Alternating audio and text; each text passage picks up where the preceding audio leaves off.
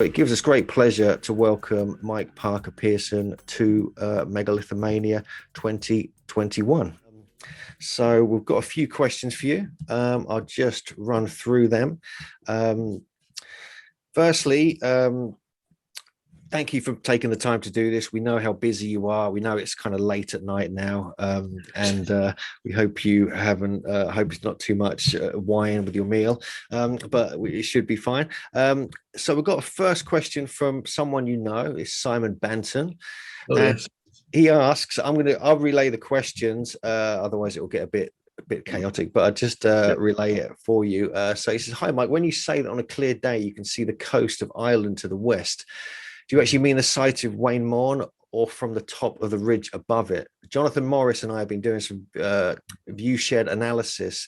As far as we can tell, you'd have to climb up the ridge unless you can tell us differently. So any clarification would be Yeah. most welcome. No, you really can see it from the area of the circle itself. So you've just got to be there on the right day, Simon, when the visibility is very clear. There is no doubt about it. So I don't know if you had a chance to go over the ridge onto Bank the Neolithic Causeway enclosure, which was also reoccupied around 3000 BC, but you've also got fantastic views there. And you can actually see Lundy, the very vertical cliffs of Lundy, again on a fine day. So it's a fantastic area for getting these really long distance vistas. Okay, and we've got a question from Hugh Evans, and he's got a couple of little points here. One of them is what does Wayne Morn or Wayne Mound mean? What is the meaning of that name? Is there a translation of that? Yes, it means Peaty Moorland. Okay. So yes, it's a very unexotic name. And he asks, what happened to the people there? From that particular area. There seems to be not much information. Yes, and that's something we're hoping to do a bit more investigation with, because the radiocarbon dates just fall away after 3000 BC, and the same goes for monuments and other known archaeological sites. We've really got nothing until the Beaker period, shortly before 2000 BC. So it's all very mysterious. It's a big problem for the whole of South Wales, in fact, that late Neolithic monuments are extremely scarce. So one of the things I want to find out, and working out different ways of how we might find out, is whether we have got some kind of desertion, large-scale desertion of that entire land. We've got a handful of radiocarbon dates. I think for the whole of North Pembrokeshire, maybe just 3 radiocarbon dates fall in that 1,000 years after 3000. So not everybody left, but if that is the case, but I'd like to be sure of that and to see if we can develop ways of being able to find out more. But it's a fascinating possibility. Ali Cooper asks, kind of a follow on to the last question, really. What do you think? Why do you think people move from Wales to Stonehenge? He's got a couple of ideas, but he suggests and also asks about the bones of people who grew up in Wales. Were they buried beneath one of the Welsh stones? I'm guessing either in Wales or at Stonehenge. Basically about, why did they go to Stonehenge? That's the main question. Yes. Well, if you ask our students, they'd say it has to be because of the appalling weather, because it's our excavations there each September. We've had some really trying weather conditions, and but I think it's possibly more than that. What we see across Britain after 3000 BC, so 400 years later, is that there does seem to be an economic and population decline. That's what my colleagues at UCL are suggesting from looking at a whole range of evidence. But this is that much earlier, and it could be that we are seeing a phase of what soil exhaustion, loss of crops and fertility and so on. But I really don't know what it is that drives it, I have to say. But that's something we can start trying to find out. Okay, thank you. Thank you. So we've got a question from actually one of our other speakers, Howard Crowhurst, and he asks about the fact that the outer ditch diameter is the same as Wayne Mound, and it indicates a careful measurement method. And he asks what your view is on that. Yeah. Well, I was lucky enough to work with a former colleague, Professor Andrew Chamberlain, who is although he's an osteologist, he's got a very good head for numbers. And he proposed back in 2007 that the Stonehenge diameters were actually laid out according to a method of a metrological system, one that he'd actually noticed from the work of John Michel, which is known as the long foot, which is somewhere just over 32 centimeters. And what he proposed was that actually you could see that they were using this in multiples of 10 as for the diameter of the Aubrey holes, the bank and the ditch at Stonehenge. And he was also able to apply this to some of the other monuments at Durrington Walls, the timber monuments, such as the Southern Circle. So it's very possible that that could be the same unit of measurement. Interestingly enough, it's very specific, that although it works in southern Wessex, there is no such system of measurement at Avebury at all. And it would seem that in northern Britain, where Alexander Thom formulated his megalithic yard, they're working on a different measurement system too. So that's one possibility. That's really interesting. I'm so glad you mentioned John Michel is kind of many of our hero. So that's fantastic. Right. We've got a question from another one of our speakers, Caroline Wise, and she's talking about the kind of droving pigs down over large distances. And they must have been very important to do so, but huge amount of effort. And do you have any ideas about the routes they may have taken? Yeah, I think one of the interesting aspects that we're learning from the isotopes is that we can reconstruct some of these kinds of routes. For example, 800 years before Stonehenge, 700 or 800 years before, we have people buried at Hazelton, Long Cairn in Gloucestershire. And a recent study has shown that people, as they in their childhood, were moving back and forth to the other side of the Severn Estuary, to the what is it? Is it the carbonates, the coal measures of South Wales, so that we can actually estimate the likely routes that they're going to be taking in what would have been a transhumant movement. And we also know that we have stone axe exchange right across Britain. So places like Langdale really are producing on an industrial scale. And these axe heads are being exchanged all across the country. So I think we have to recognize that there is long distance movement. It's also an island where sea travel, coastal travel is going to be relatively easy. So you can make these long journeys by boat, along coasts, up rivers, so that the pigs and the cows don't necessarily have to walk themselves. And indeed, the first Neolithic farmers to arrive in Britain had to bring their own domesticated animals in boats. So there are many ways of moving around the country, but I suspect it wasn't the dense impenetrable forest that is sometimes characterized as, that we have really quite sophisticated networks of communication. Okay, thank you. We've got a few more questions coming in. We've got one from Viv, and she asks, is there any evidence for the removed wooden posts being reused?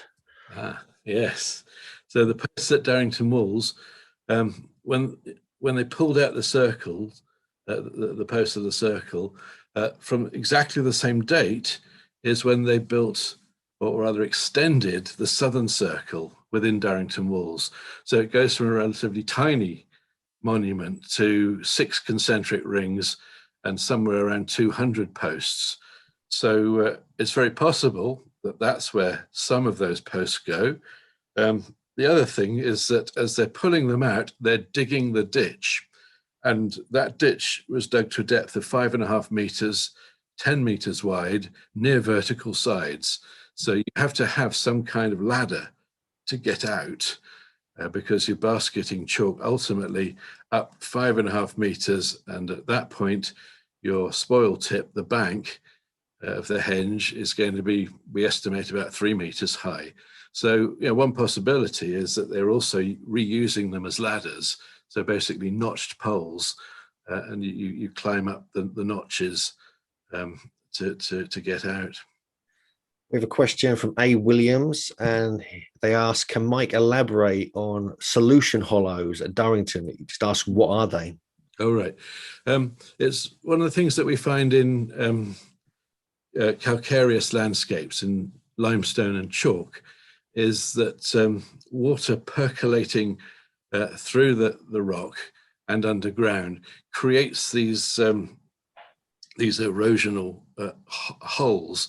And you'll have seen sometimes on the television that, a car has fallen straight down a hole that's opened up underneath the road, or in some cases, somebody's house. And there was a recent case in America where someone was actually killed because they were in bed when a solution hollow opened up underneath their house. So these things occur throughout the world on these calcareous geologies, and they're relatively frequent in the Stonehenge World Heritage Site, but to find them in a kind of perfect spatial arrangement like that is pretty unheard of. They're normally utterly irregular in terms of their their spatial arrangement. Yeah, okay. We have a question from Nicola Ray, and she asks, has Professor Mike considered the findings of John Michell at Stonehenge in terms of the rather precise geometry? As I say, if I don't know, Nicola, if you know Andrew Chamberlain's work, but his work really informed Andrew. And I think Andrew came up with some quite convincing ideas about the measurement system. Okay, and just a little comment from Simon. He says, thanks very much for the answer. That's my summer holiday sorted, smiley face. So that's good news. I'm glad there's a smiley face in there for you, Mike. And we've got a question from John Lord. And he's asked, am I able to understand your theory that the stones of Wayne Moorn represent those at Stonehenge were most spotted dolerite?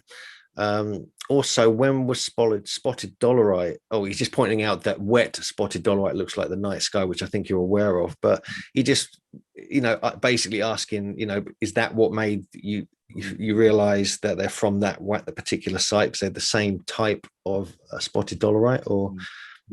The ones that are still there at Winemound, the 4 of them, are actually unspotted dolerite. And we know that the chippings we have from a stone that was removed there, that those are also unspotted. Of course, we've only dug a tiny part of the circle, so we have no idea, firstly, if there are more stone holes, and if there are, what stones they would have contained. I think one of the things that we're realizing is that although the spotted dolerites are the majority at the moment at Stonehenge, of course, there's only 43 bluestones plus the altar stone. That's only just over half of the grand total. So we've got a question of knowing how representative the spotted dolerites were. I think one of the great things that the geologists, Rob and Richard, have been doing is to, in a way, redress the balance and just point out how many different kinds of Welsh stone fall within this category of bluestone. And one of the things I'm really hoping that we're going to be able to do in future years with the geologists is to actually pin down more of these sources of the different kinds of stone, so we can get an idea of all of their relative importance. I mean, the spotted dolerites have, they've taken all the credit and all the glory from amongst the bluestones, but yeah, I think we do need to recognize that they're just one, albeit the dominant type out of all the others. Okay. And we've got a question from Rollo, and he asks, what is the solution connected with Professor Gaffney's pits? And is there any evidence for the rest of the Wayne Morn stones having come to Stonehenge, other than the grooved hole that seems to fit that one in particular? Right. At the moment, no, because as I said, it's early days for that. For Vince's pits, sorry, Rollo, what was the point? Maybe you can explain. Yeah, is there any other ones? Because in the documentary, and I think in the lecture, you mentioned that there's one that kind of fit that you found. It kind of fitted. But you said other ones that that are likely to be connected with Wayne Morn as well. Yeah. At the moment, we know there are 4 stones left, and we found another 6 stone holes that we can be sure had blue stones of one sort or another in them, but it was only this one that had chippings from the stone that had stood in it. Unfortunately, the others all seem to have been pulled out much more cleanly and didn't leave any debris behind, so we couldn't actually say what type of stone it was that had been sitting in there. But they're bluestone sized, that is, and at the moment we can only guess. Steve Marshall asks, regarding the isotope analysis of animals eaten at Stonehenge, attention has shifted to Wales as a possible origin, but couldn't Cornwall have been just as likely? He also says there are already proven links between Cornwall and Wiltshire from the much earlier pottery found at Windmill Hill, but this is rarely mentioned these days. Yeah, well, that's interesting, Steve. We've been trying out, I say we, our isotope colleagues have been trying out another method of isotope analysis, lead isotopes, and it's possible with the lead to distinguish the southwestern, particularly granitic areas, so Dartmoor, Bodmin Moor, and so on, from other areas that otherwise might look similar in terms of those high strontium values, and they are clearly different. So we can be fairly sure that if we have got any animals coming from the Southwest Peninsula, they are very much in the minority of those that have that unusually high strontium value. So our suspicion is that actually very few, if any, would have come from Cornwall or Devon. Okay. And a question from David Schwartzman.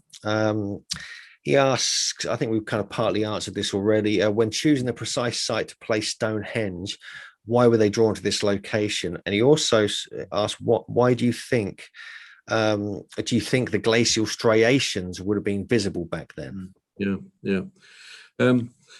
Yes, and I think that the periglacial stripes and the ridges that define them on either side of them may well be the reason why it's located precisely there, that Stonehenge is literally sat on the end of that particular feature.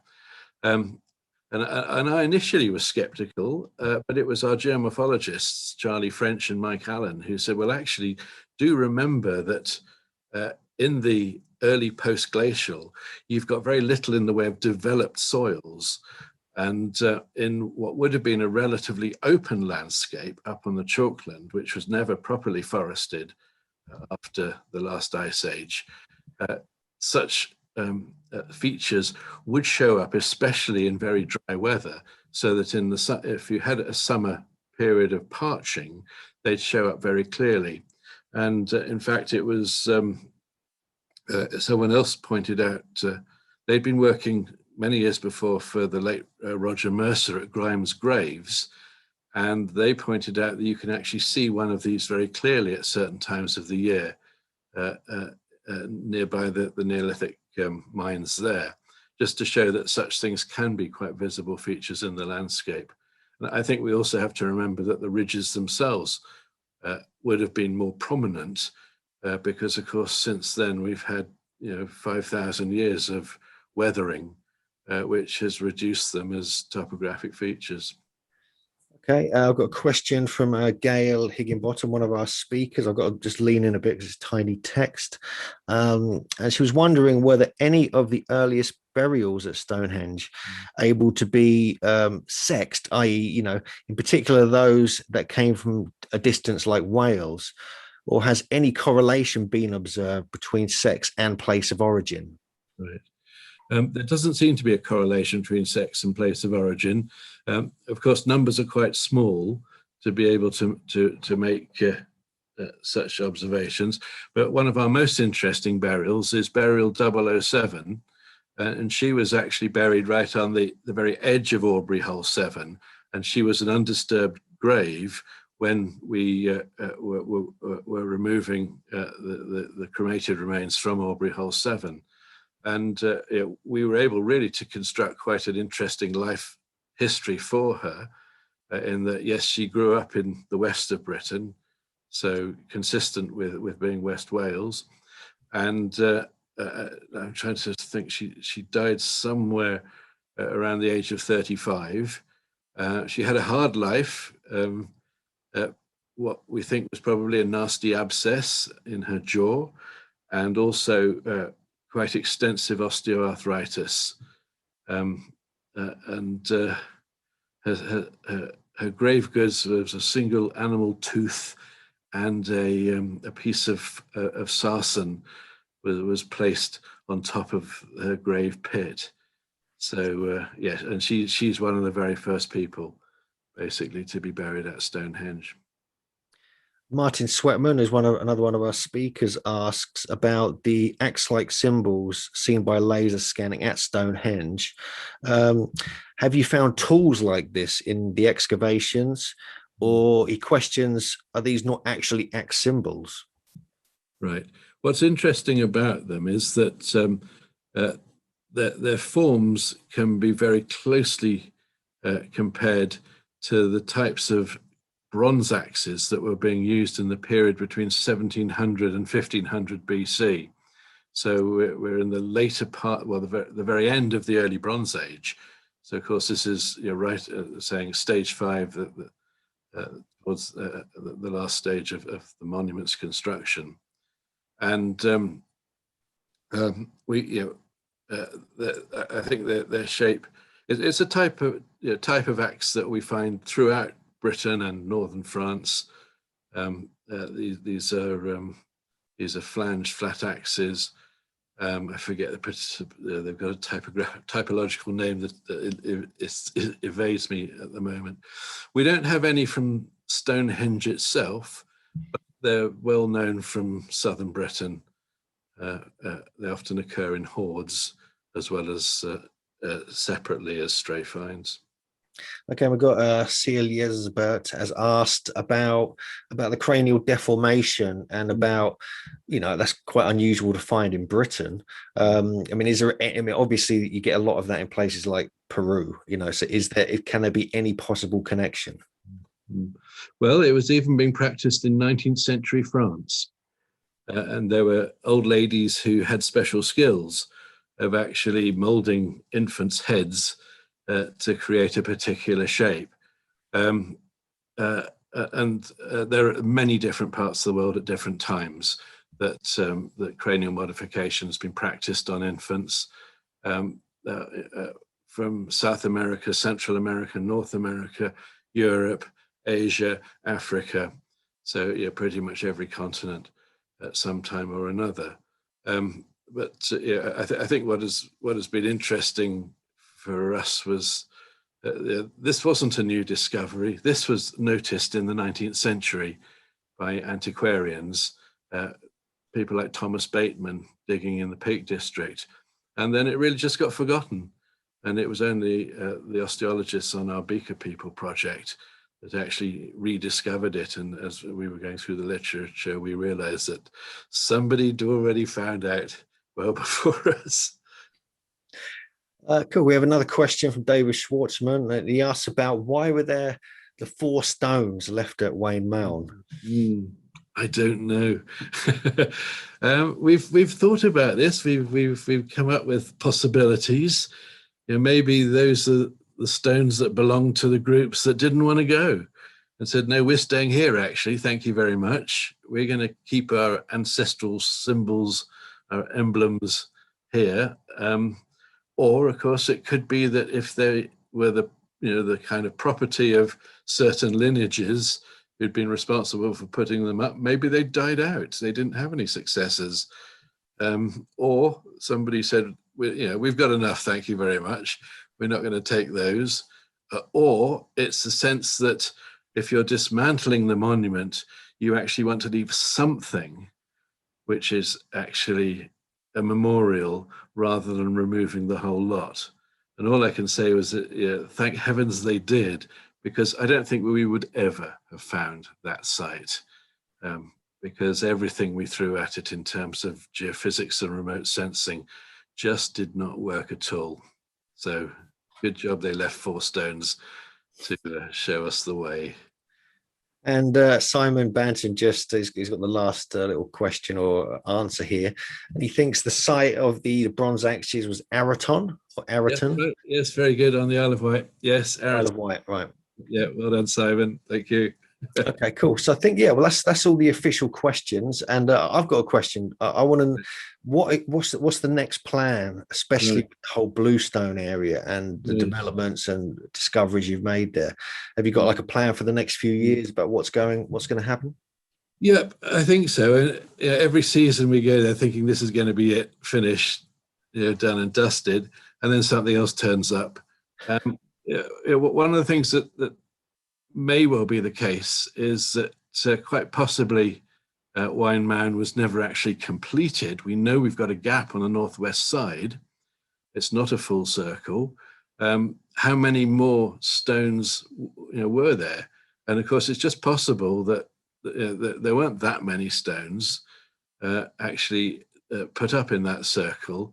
And we've been wondering whether there might have been a series of other circles that were also contributing to Stonehenge and Blue Stonehenge. And the fact that there were 2 of them in the Stonehenge area should alert us to the likelihood that there was at least more than one in the Preseli area that would have been drawn on. And we know that the altar stone likewise comes from somewhere completely different. And I wonder if that comes from another monument. The Bluestone sandstones, although that type of sandstone extends into the Preseli area, none of the outcrops that we've seen are really quite the right type of sandstone. So they tend to be more mudstony rather than sandy.